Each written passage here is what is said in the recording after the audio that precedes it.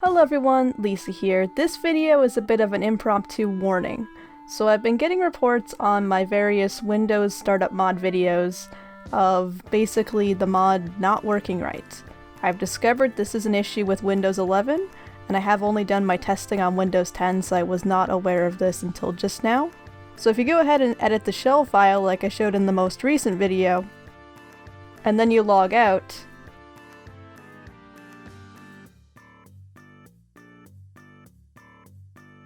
and log back in, this will happen.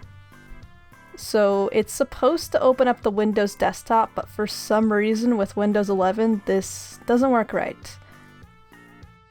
To fix it, you have to hit Ctrl-Alt-Delete and open up Task Manager.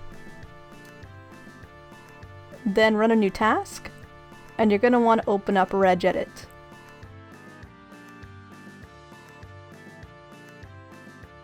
You're going to want to go back to the exact same location we were in the previous video to modify the shell file. You can type it in at the top of the regeditor, but basically it's showing as /hkey_local_machine /software /Microsoft /Windows NT /current version /winlogon.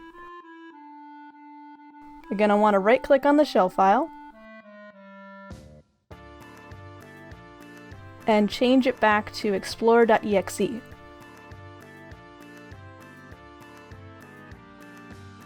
Then if you log out and log back in, everything should be normal again. My apologies for not catching this sooner. I will start working on something that does work for Windows 11, but I have put disclaimers on my other videos, so hopefully no one else has to deal with this.